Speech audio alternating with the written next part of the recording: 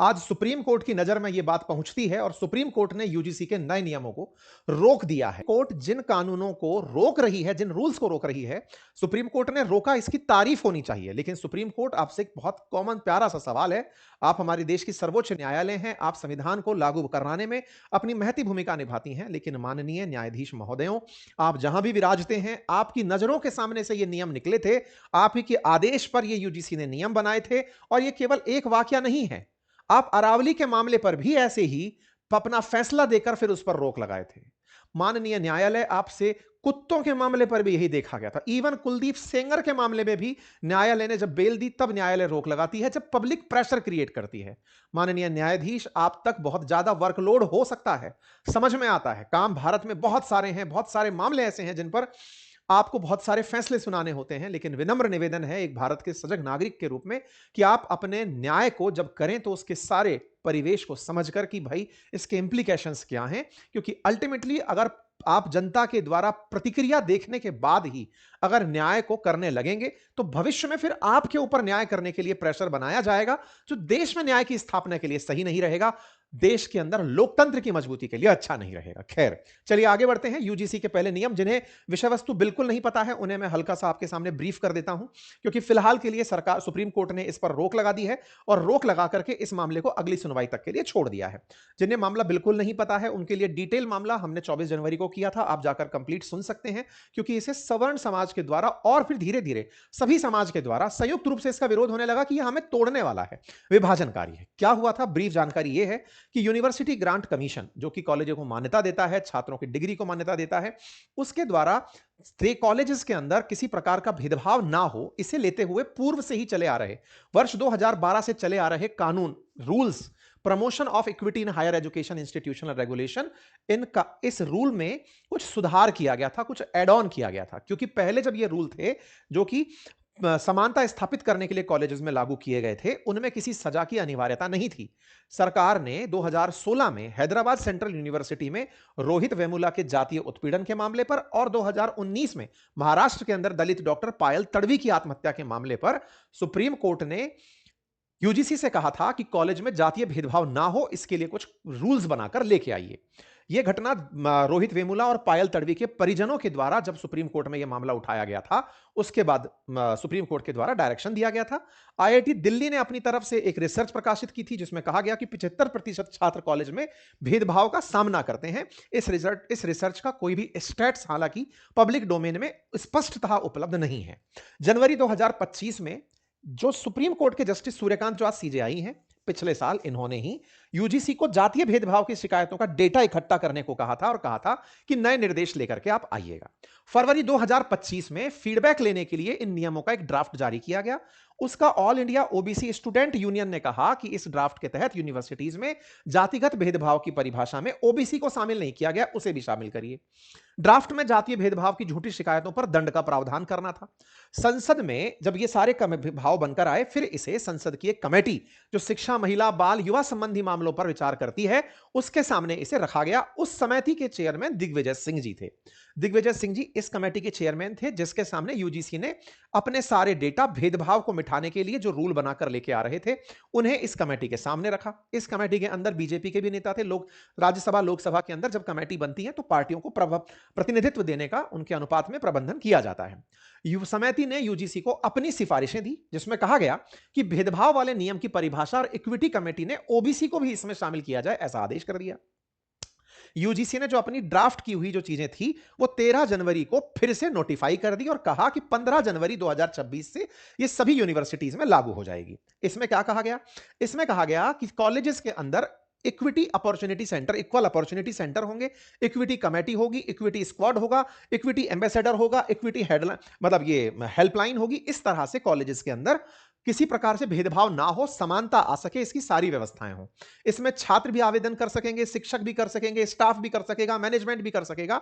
और डिस्क्रिमिनेशन में कोई कोई ऐसा कार्य जो कि जानबूझकर किया गया हो, गैर जानबूझकर किया गया हो, अप्रत्यक्ष रूप से किया गया हो, स्ट्रक्चरल तरीके से कोई भेदभाव हो रहा हो, आपके सम्मान को ठेस पहुंचाई जा रही हो, किसी भी प्रकार की चीज कॉलेज में अगर आपको फील होती हो और आप ओबीसी एससी एसटी से आते हैं, तो आप जनरल के खिलाफ शिकायत कर सकते हैं। लेकिन उससे पहले एक सबसे जरूरी बात, और वो ये कि एक छोटा सा कार्य जो हम अक्सर आपसे रिक्वेस्ट करते हैं, वो है चैनल को सब्सक्राइब करने का। मेरे प्यारे साथियों, जहां आप मुझे सुन रहे हैं उसके नीचे एक सब्सक्राइब का बटन दिया हुआ है, जिसे दबाने में कोई खर्च नहीं आता, आपका समय लगता है 2 सेकंड का, लेकिन आपकी ये 2 सेकंड की कीमत हमारे लिए हौसला बनती है। अगर आप इस छोटे से काम को करते हुए आगे बढ़े, तो ये हमारे लिए बहुत ही सकारात्मक रहेगा, हमारे हौसले को बढ़ाएगा, हम आप तक और अच्छा काम लेकर पहुंचेंगे, ये और सुनिश्चित करेगा। अगर आप शिकायत करेंगे तो 24 घंटे के अंदर कमेटी बैठक करेगी, 15 वर्किंग डे में रिपोर्ट करेगी, 7 वर्किंग डे में उस पर एक्शन लेगी, और अगर आप उसके बाद भी संतुष्ट ना हो तो ऑम्बुड्समैन के पास जाकर आप अपनी शिकायत को कर सकते हैं।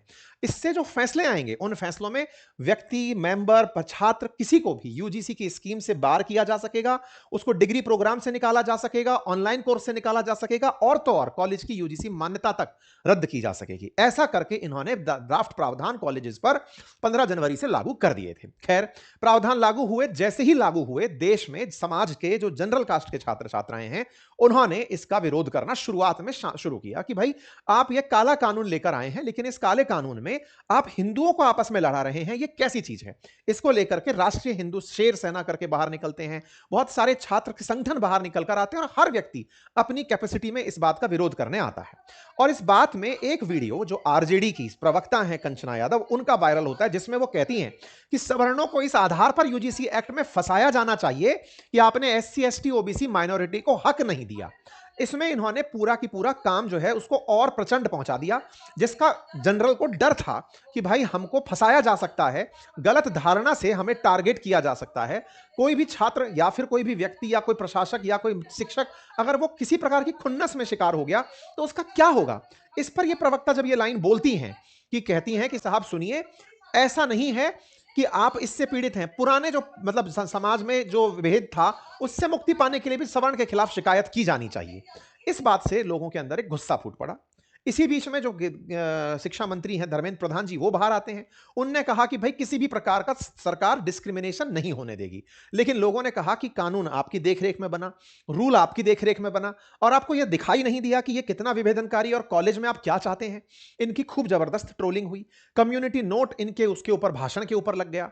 धीरे धीरे पूरा कास्ट को लेकर के बवाल मचना शुरू हुआ, सुप्रीम कोर्ट में चैलेंज किया जाना शुरू हुआ। सरकार के विरोध में जहां तहां विरोध होने लगे, लोग कहने लगे कि हमने सरकार को वोट देके गलती कर दी। जनरल कास्ट की तरफ से विशेष रूप से, और समाज के वो लोग जो चाहते हैं कि हिंदू एक रहे, उन सब ने सरकार को ट्रोल करना, कोसना शुरू कर दिया कि साहब सरकार, आपने ये तानाशाही करी है, अगर आप ऐसा करते हैं तो देश को आप तोड़ेंगे।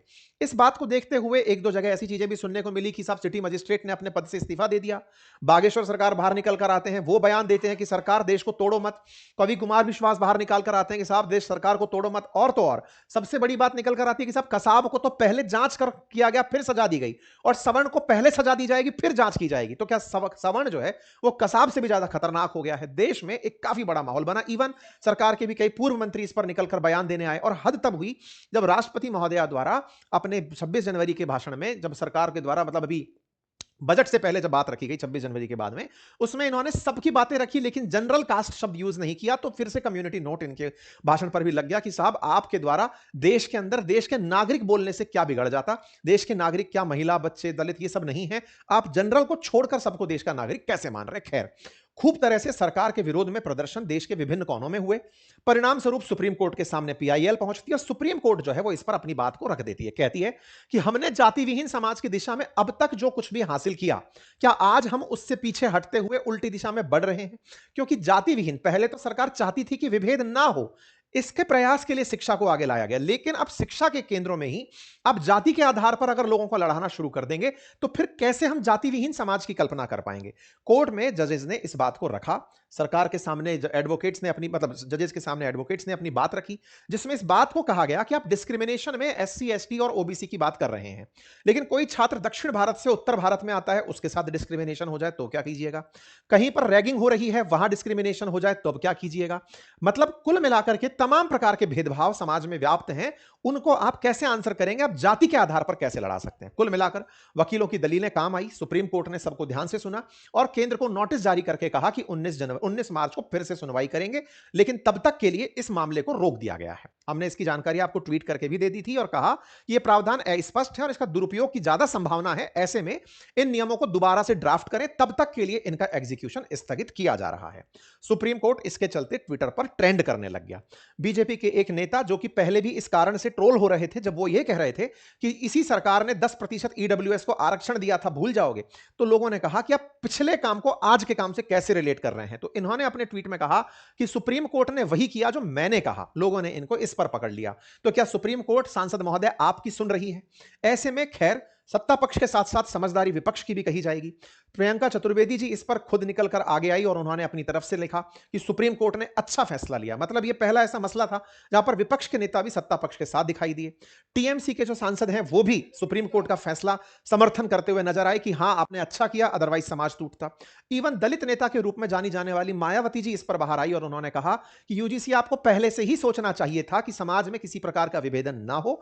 सुप्रीम कोर्ट ने जो किया वो अच्छा किया। कुल मिलाकर के देश के नेताओं में एक सकारात्मक भूमिका निभाई कि समाज को तोड़ने वाले विभाजनकारी नियम ना हो। खैर, दक्षिण के नेता जो एमके स्टालिन हैं, उन्होंने फिर से इन नियमों का विरोध किया है। उनकी राजनीति दलित वोट के आधार पर ज्यादा अच्छे से चल रही होगी। खैर, सुप्रीम कोर्ट ने यूजीसी को लेकर जो फिलहाल नियम दिए, इनकी तारीफ होनी चाहिए।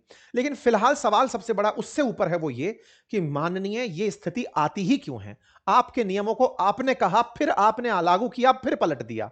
आपने फिर इस तरह की स्थिति बनाई। कल को आप प्रेशर में काम करने लगेंगे। आपने अरावली की परिभाषा दी थी, जब जनता का प्रेशर बढ़ने लगा, आप फिर पलट गए। आपने दिल्ली के प्रदूषण, इस पर हमने खूब ज्यादा जानकारी आप लोगों के साथ साझा की। और तो और ये एमएलए वाला उन्नाव का सिंगर का जो मामला था, इस मामले में भी कोर्ट को पलटना पड़ा। सुप्रीम कोर्ट से रिक्वेस्ट यही रहेगी समस्त भारतीयों की कि कृपया करके न्याय केवल शब्दों में ना हो, होता हुआ दिखे। समस्त भारतीय आपसे रिक्वेस्ट करते हैं कि कृपया करके आप जब गाइडलाइंस बनाएं या जो भी आपकी तरफ से समाज को प्रभावित करने वाले नियम हैं, उनको प्रॉपर तरीके से, आपके पास विद्वान लोगों की पूरी फौज है, उनसे उनका अध्ययन करवाएं, ताकि किसी प्रकार से देश के अंदर कानून व्यवस्था बिगड़े ना, देश की एकता ना बिगड़े, देश संयुक्त रूप से देश को विकसित भारत की तरफ ले जाने में मदद मिले। फिलहाल के लिए इतना ही। बाकी उम्मीद करता हूं कि आप समस्त भारतीय एकता के साथ आगे बढ़ेंगे। चैनल पर नए हैं तो सब्सक्राइब कीजिए, साथियों के साथ साझा कीजिए। हमारी एक पुस्तक अपनी पाठशाला एप्लीकेशन पर उपलब्ध है, जिसकी जबरदस्त मतलब फीडबैक मार्केट में उपलब्ध है। आप इसे यूज कर सकते हैं, मंगा सकते हैं। बहुत ही अल्टीमेट हमने पुस्तक मैपिंग की बनाई है, जिसमें कि बुलेट पॉइंट्स के साथ सारी जानकारियां उपलब्ध हैं। Thank you.